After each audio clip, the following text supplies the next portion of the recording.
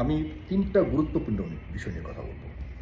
আপনারা অবশ্যই ৩টা গুরুত্বপূর্ণ বিষয়কেই ভালোভাবে শুনে এরপরে মন্তব্য করবেন। আর একটা জিনিস মনে রাখবেন যে আমি যে কথাগুলি বলি এগুলি আমার ব্যক্তিগত ধারণা, আমার ব্যক্তিগত বিশ্লেষণ, আমার ব্যক্তিগত চিন্তাভাবনাকে আপনাদের সাথে শেয়ার করি। আসলে এই কোনো বিষয়ের সাথে আমার ব্যক্তিগতভাবে কোনো সম্পর্ক নেই। এগুলি আপনাদের মতোই কিছু ভাবনা হয়তো আপনারা বলেন না, আমি বলি।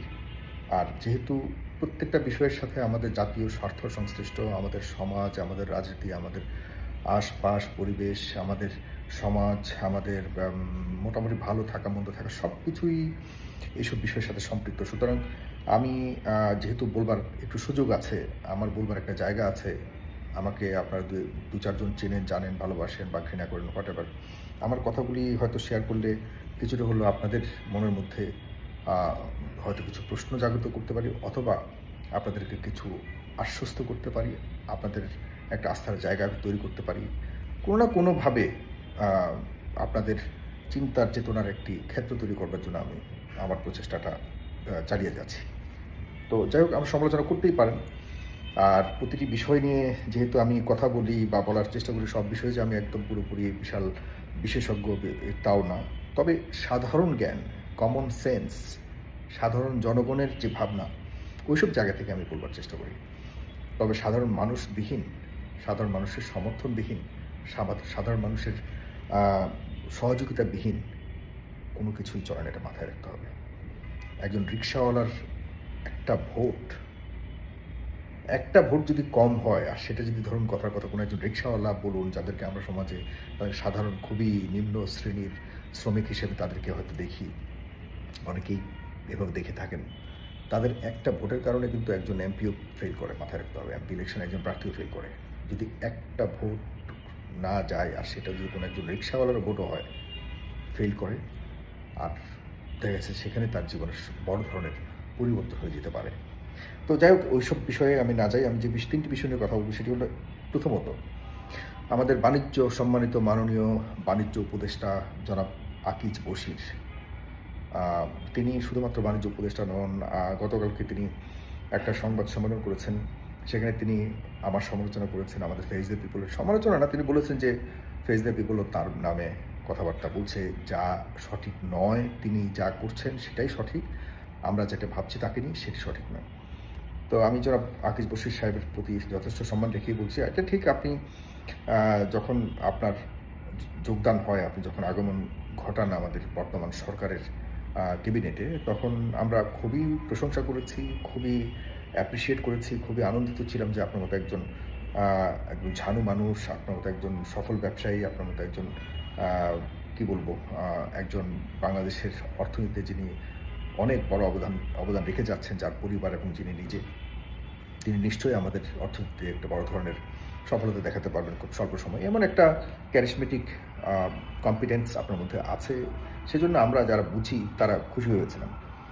কিন্তু কথা হলো, আপনার সবকিছুই ভালো, শতভাগ ভালো হতে হবে তা নয়। আপনার কিছু সিদ্ধান্ত ইতিমধ্যে আ বিতর্কের জন্ম দিয়েছে, এবং যারা ভিক্টিমাইজড হয়েছে তাদের মতে, ভিক্টিমাইজড তারা হয়েছে মনে করছে তারা আমাদের কাছে এসছে, বলেছে। আমরা যাচাই বাছাই, বা আমি ব্যক্তিগতভাবে যাচাই বাছাই করে কথাগুলো বলবার চেষ্টা করছি। কারণ আপনারা কখন কি সিদ্ধান্ত নেন, জনগণের তোয়াক্কা করেন না। আপনারা যদি মনে করেন আপনারা যা করেন তাই জনগণের সিদ্ধান্ত, জনগণ সেটাতেই খুশি, এটাও ভুল সিদ্ধান্ত। হতে পারে আপনার সিদ্ধান্ত সঠিক, জনগণের সিদ্ধান্ত। কিন্তু জনগণকে অবশ্যই সম্পৃক্ত করবার জন্য যে রক্ত মানুষ দিয়েছে, যে না, জনগণেরও মতামত থাকতে হবে যে কোনো ধরনের ভালো মন্দ সিদ্ধান্তের মধ্যে, সেটাকে আপনারা পাশ কাটিয়ে যাচ্ছেন। আপনারা আ দেখা যাচ্ছে চট্টগ্রাম পোর্টে, যতটুকু শুনেছি, চট্টগ্রাম পোর্টকে বিদেশিদের হাতে তুলে দেওয়ার ষড়যন্ত্র বলবো আমি। কারণ হলো, দেখুন, বাংলাদেশ এমন একটা দেশ, এখানে আমাদের দেশিদের হাতে কোনো কিছুই ভালো চলবার মতো না, কারণ আমাদের ক্যারেক্টারটা অত বেশি ভালো না। এখন যদি আমি মনে করি যে আমাদের সকল ডিপার্টমেন্ট ভালো মানুষের দরকার, তাহলে পুরো বাংলাদেশকেও বিদেশিদের হাতে তুলে দিতে হবে। পুরো বাংলাদেশকে, পুরোটা বাংলাদেশ, এই যে ১,৪৪,৪৫,০০০ বর্গ কিলোমিটার পুরোটাকেই বিদেশিদের হাতে তুলে দিতে হবে। কারণ কোন ডিপার্টমেন্ট ভালো চলে আমাকে বলেন? বলতে পারবেন একটা ডিপার্টমেন্ট সততার সাথে চলে? যদি বলতে পারেন, আমি আপনার সব কিছু মেনে নেব।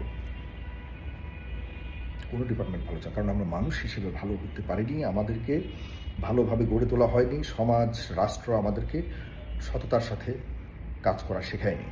অনেক লম্বা বিষয়, সেগুলো বললে আমি অনেকক্ষণ বলতে পারবো।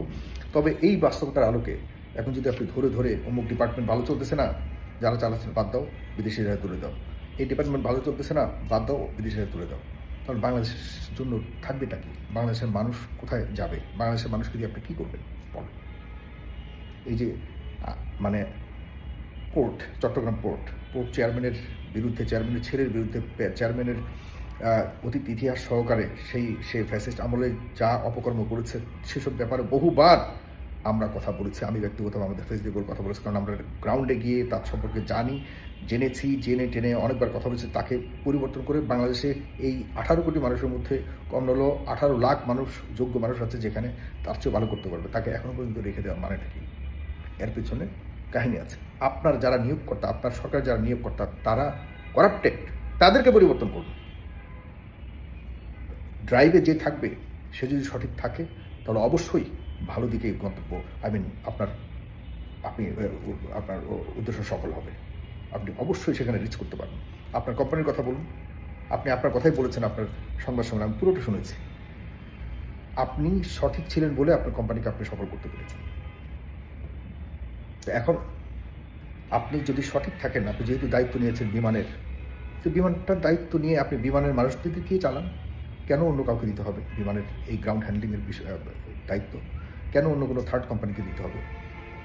ঠিক আছে, আমি এই বিষয়ে বলতে চাই না, আপনি হয়তো ভালো জানেন। তবে এইসব কারণে আমার কাছে মনে হয়েছে যারা আছে বর্তমানে বেছে বেছে, যারা আসলে সততার সাথে তাদের কর্মকাণ্ড থেকে শুরু করে তাদের কাজ, তাদের সততা সব কিছু ভালো রিপোর্ট যদি পান, যাদের পান তাদেরকে দায়িত্ব দিয়ে যারা আছে বর্তমানে তাদেরকে আপনি একটু অ্যাকিমুলেট করেন, এরপরে তাদেরকে কাজে লাগিয়ে দেখেন, যদি ভালো চালাতে পারেন চালান, না হলে একসময় ইয়ে করুন। কিন্তু হুট করে আপনি দায়িত্ব নিয়েই এই পুরো দায়িত্বটা আপনি থার্ড কোনো পার্টিকে দিয়ে দিবেন, এটা শুনতে আমাদেরকে একটু ভাবায় যে এর পেছনে অন্য কোনো কারণ রয়েছে কিনা। আপনি প্রমাণ করুন যে আপনার এই উদ্দেশ্যের মধ্যে আপনার ব্যক্তিগত কোনো স্বার্থ নেই, আপনার কোম্পানির কোনো স্বার্থ নেই, আপনার পারিবারিক কোনো সংশ্লিষ্টতা নেই, আপনি স্পষ্ট করেছেন, সেগুলি আমরা অবশ্যই দেখব সামনের দিকে। অবশ্যই ধরে ধরে জনগণকে আর তো জিজ্ঞাসা করে করে আপনি চালাবেন না। অবশ্যই জনগণের জন্য যারা কথা বলে, জনগণের মধ্যে যারা বোঝে, তাদেরকেও আপনি সম্পৃক্ত করেন সরকারের মধ্যে আপনার মন্ত্রণালয়। কারণ সব কিছু সচিব আর আপনি মন্ত্রী, আপনি সব কিছু আপনারাই বোঝেন, এই চিন্তার জন্য আমি বের হন।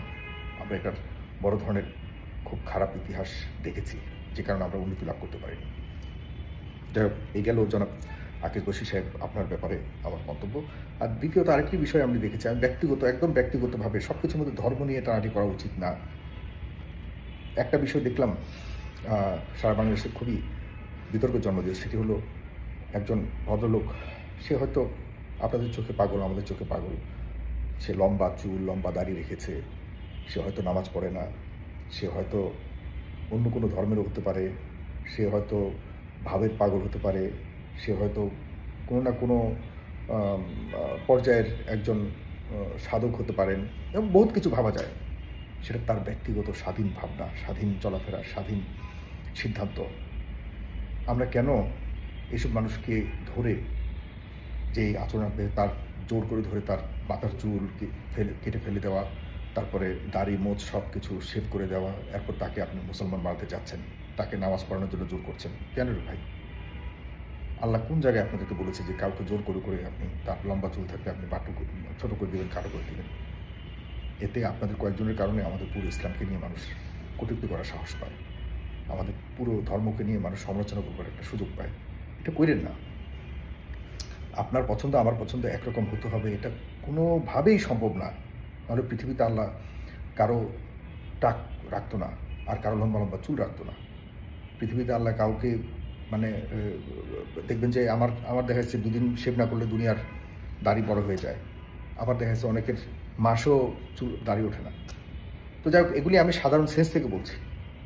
আপনাদের হয়তো ধর্মীয় আলোকে বহুত কিছু বলবার আছে, সেটার প্রতি আমার শতভাগ সম্মান আছে, কিন্তু একজনকে এইভাবে রাস্তা থেকে ধরে নিয়ে আপনি এই গণতান্ত্রিক আধুনিক বিশ্বে কারো ব্যক্তিগত ইচ্ছার বিরুদ্ধে গিয়ে কারো শারীরিক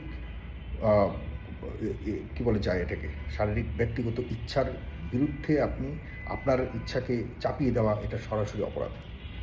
ধর্মর বাইরে বলছি, ধর্মটাকে সব জায়গায় আপনার ধর্ম আপনার, আরেকজন ধর্ম আরেকজনের। এগুলি করলে মানুষ আমাদেরকে খারাপ বলবে। আপনাদের বিষয়ে এগুলি কেউ বলবে না, কারণ আপনাদের বিষয়ে এগুলি বললে অনেকের ভিউ কমে যাবে। কারণ অনেকে আছে আপনাদেরকে এভাবে আপনি যেটা করেন এটা সঠিক বলে বলে লক্ষ লক্ষ ভিউ কামায় মাথায় রাখতে হবে। কিন্তু আপনি যে কতটুকু সঠিক করেছেন, ব্যাঠিক করেছেন, মানে হিউম্যান রাইটসের গ্রাউন্ড থেকে আপনি কতটুকু সঠিক বা ব্যাঠিক করেছেন, এই বিচার বিশ্লেষণ করবার আগে আমাদের অনেকে আছে চিন্তা করে যে আপনি আমাকে নিয়ে কী ভাববেন। আরে ভাই, আপনাদের কাজ আপনারা করুন, আর তাদের পাগল হলে তারা তাদের পথে ছেড়ে দিন। আমাদের কথা শুনুন। আমার কথা হয়তো খারাপ লাগতে পারে, মনে রাখবেন আপনারা যারা ধর্মীয় লাইনে একটু আমাদের থেকে চর্চা বেশি করেন, তাদের ভালো আমার চেয়ে বেশি চায়নি কেউ। বিগত যুগ ধরে আমার চেয়েও বেশি চায়নি কেউ। এটা আমি চ্যালেঞ্জ করে বলতে পারবো, প্রমাণ দিয়েছি শতবার। সুতরাং আমি এসব কথা বললে একটু মনোযোগ দিয়ে শুনেন। ভণ্ডামি আমি করি না, মাথায় রাখবেন। বহুত ভণ্ড আছে আপনাদেরকে বিপথে চালাবার জন্য চেষ্টা করে, শুধুমাত্র আপনাদের ভাবা পাওয়ার জন্য। এগুলো বুঝিয়েন, এখানে অনেক কিছু আছে। এসব বিষয়গুলিকে ব্যবহার করে আমাদেরকে একটা বিব্রতকর পরিস্থিতি নেওয়ার জন্য রাজনৈতিকভাবে এবং রাষ্ট্রীয়ভাবে চেষ্টা চলমান। আরেকটি বিষয় খুব 2 মিনিটে শেষ করতে, অনেক লম্বা হয়ে গেছে। এটি হলো এনসিপির শাপলা প্রতীক চাওয়া। কেন রে ভাই? শাপলা প্রতীক বাংলাদেশের জাতীয় একটা প্রতীক, জাতীয় ফুল শাপলা এবং জাতীয় প্রতীক আমাদের, এটা জাতীয় প্রতীক। এটা কোনো একটা রাজনৈতিক দলের কেন হবে? এটা কি হয়? আপনার পুলিশের কাঁধের মধ্যে শাপলা, আপনার প্রত্যেকটা জাতীয় অফিসের মধ্যে শাপলা, আপনি, এটা আমাদের জাতীয় সম্পদ, জাতীয় সিম্বল। এটা আপনার রাজনৈতিক দলের মার্কা কেমনে হয় এটা বলতে পারেন? এটা একটা কমন সেন্সের বিষয় না? মানে আমরা এইসব বিষয় নিয়ে অবশ্যই একটু বুঝে শুনে কথা বলা উচিত। আমরা কেন এগুলিকে রাজনৈতিক চাপ দেবো? এগুলিকে কেন রাজনৈতিকভাবে বিবেচনা করার চেষ্টা করবো? কিছু কিছু বিষয় আছে আমাদের ছাড় দেওয়া উচিত। এনসিপি যারা বর্তমানে আছেন, এই মোটামুটি ধরেন 25-20 বছরে যাদের 80 বছরের ভাব নিয়ে আছেন, তারা একটু বুঝুন সব কিছু আপনাদের ভাব নিয়ে চলা, চিন্তা ভাবনা করা উচিত না। একটু সাধারণ মানুষের, অন্যান্য দলের বা নির্বাচন কমিশনের ভাবনাকেও মাঝে মধ্যে বোঝা যায়। আপনারা অনেকেই বোঝেন, কিন্তু এটা শুধু শুধু এগুলিকে আপনার ইচ্ছাকৃতভাবে বাড়াবাড়ি করছেন। আশা করি আমাদের শাপলা ফুল এটা কারোই ব্যক্তিগত সম্পদ হিসেবে দেখার সুযোগ নেই। আপনাদের প্রতি অনেক শুভকামনা রইল, সফলতা আসুক আপনাদের জীবনে। বাট একটু ভেবেচিন্তে সব কিছু দাবি দাওয়া করা উচিত। সবার জন্য মাথায় চিন্তা রাখুন। ধন্যবাদ। 3টি বিষয় বললাম, আমার ব্যক্তিগত বিষয়, আর আপনাদের সবার যে কোনো বিপদ আপদের যে কোনো ইয়েতে আমি ব্যক্তিগতভাবে কথা বলার চেষ্টা করে আসছি, করব সামনেও। অবশ্যই আমার পাশে থাকবেন, সমালোচনা করুন, গালাগালি করেন না ভাই। আমি নিজেও গালাগালি করি না, আপনারা গালাগালি করেন না, কারণ গালাগালি শুনলে মাথা গরম হয়ে যায়। আমিও কম গালাগালি যাই না, কিন্তু আমার মানুষকে বিব্রত করবার মতো কাউকে মানে আমি ব্যক্তিগতভাবে আমার গালাগালি দিয়ে আমি সমাজ আর সোশ্যাল মিডিয়া নষ্ট করতে চাই না। Please, thank you so much.